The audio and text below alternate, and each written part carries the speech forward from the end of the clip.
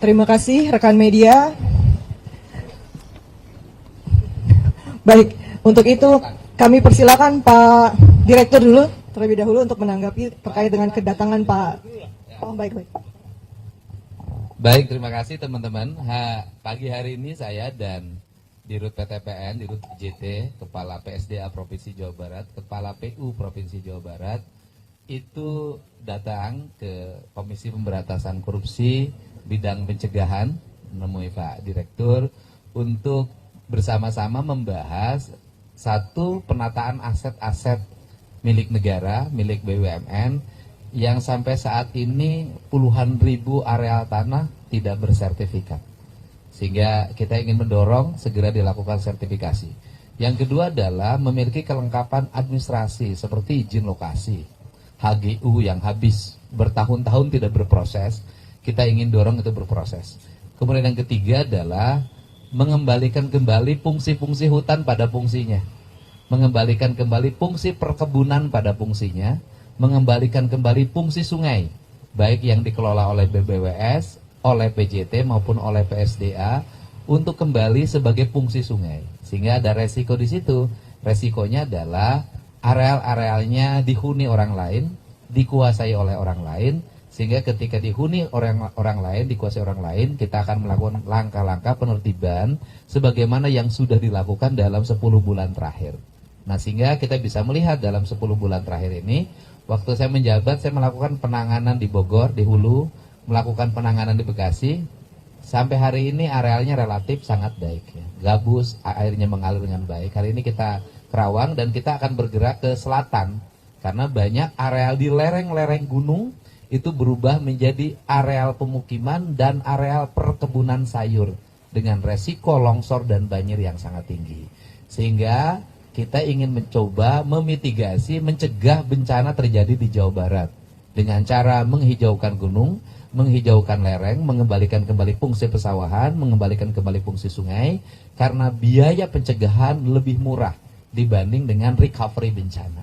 Itu saja, dan kita menjadikan KPK sebagai mitra untuk melakukan koordinasi dan membangun arah agar pembangunan sesuai dengan koridor undang-undang dan sesuai dengan koridor pembangunan yang berbasis ekologi. Terima kasih. Baik, terima kasih. Selanjutnya Pak Bahtiar, bisa disampaikan tanggapan dari KPK? Ya, terima kasih.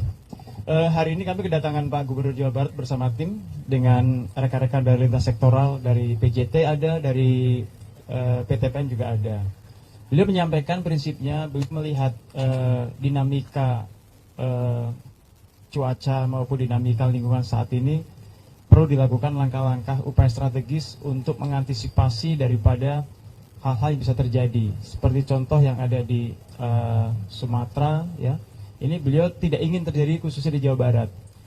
Dan beliau menyampaikan salah satu mitigasinya yaitu meningkatkan ketahanan lingkungan terhadap apa yang menjadi persoalan-persoalan tadi. Dan kemudian beliau menyampaikan potensi untuk menguatkan ketahanan lingkungan kita siap ada, yaitu dengan memanfaatkan berbagai macam lahan tidur maupun aset-aset yang dimiliki oleh rekan-rekan dari lintas sektoral. Ada PTPN maupun ada dari PU.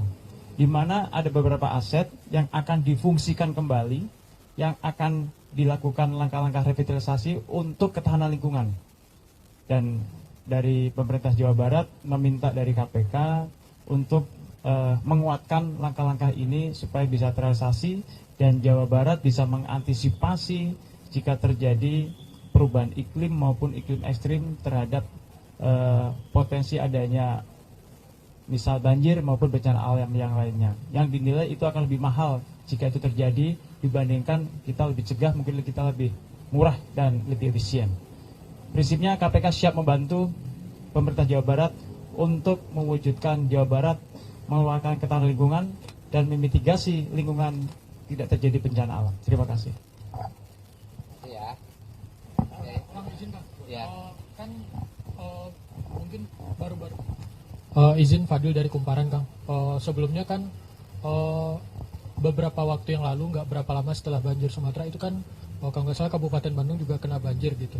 Nah, apakah kedatangan Kang Dedi bersama teman-teman dari PTPN dan yang lainnya itu juga termasuk untuk melakukan berupaya untuk menindaklanjuti penanganan banjir yang terjadi sebelumnya itu. Ya baik, banjir di Bandung ini langganan dalam setiap tahun dan tanpa penyelesaian. Hari ini ada sedikit peningkatan karena perubahan alokasi. Kita lihat di Bandung hampir tidak ada lagi sawah, tidak ada lagi rawa, tidak ada lagi danau. Semuanya sudah berubah jadi pemukiman. Saya berikan contoh, kawasan pemukiman elit, itu apa yang dilakukan awal adalah mereka menguruk. Menguruk itu ngambil tanah dari mana? Dari tempat lain. Sehingga tempat lain mengalami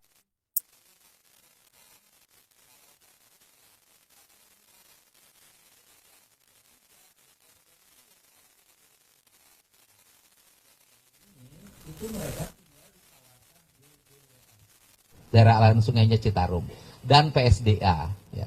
Nah kemudian solusinya adalah mereka hari ini sudah mulai direlokasi. Disiapkan tempat untuk kontrak selama setahun oleh Pemprov Jabar dan selanjutnya nanti kita akan melakukan pembebasan lahan. Dan setelah pembebasan lahan maka nanti wilayah-wilayah yang biasa dikenakan banjir itu nanti sudah menjadi kawasan sungai dalam pelebaran sungai maupun membangun kawasan-kawasan penyerapan air lainnya. Bikin embung-embung ini yang akan dilakukan sehingga kita tidak lagi merenungi bencana dalam setiap tahun, kita mencari solusi. Dan yang berikutnya adalah penghentian alih fungsi lahan di kawasan Ciwidey yang milik PTPN yang sekarang pohon tehnya ditebangin dirubah menjadi kebun sayur. Kemudian sebagian areal tanah kehutanan yang berubah jadi kebun sayur. Ini yang akan kita gerakan, kita rubah menjadi perkebunan teh dan perkebunan tanaman keras yang dikelola oleh Dinas Perkebunan dan Dinas Kehutanan Provinsi Jawa Barat. Gitu. Ya, yang pertama sekarang kita belum memikirkan tempat relokasinya di mana dulu. Mereka kontrakin aja dulu rumah selama setahun, tenang dulu. Nah mungkin mulai Januari kita akan menentukan titik relokasi mereka.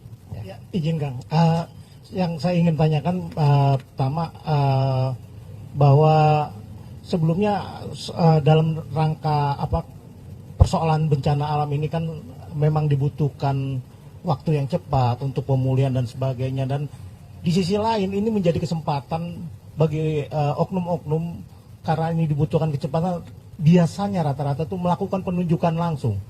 Dan penunjukan langsung siapa yang membangun kembali prasarana dengan rekanannya siapa. Nah, hal-hal seperti ini sudah menjadi laten dan kebiasaan. Apakah Bapak Aing juga memiliki konsen tersendiri khususnya untuk hal-hal yang sifatnya agak ya ngumpet-ngumpet gitu loh. Ini kan bencana biasanya itu ada penunjukan langsung proyek ini agar lebih cepat. Nah, ini kan biasanya terjadi laten adanya penunjukan langsung, sebenarnya ada hal-hal yang rawan di sana. Terus kedua, berkaca dari Sumatera, apakah Bapak Aing juga sudah melihat adanya pengusaha-pengusaha nakal yang juga sengaja memanfaatkan atau menggunduli hutan? Apakah dalam investigasi atau informasi yang diterima Bapak Aing sudah sampai adanya pengusaha-pengusaha nakal itu yang berujung adanya dampak bencana? Terima kasih.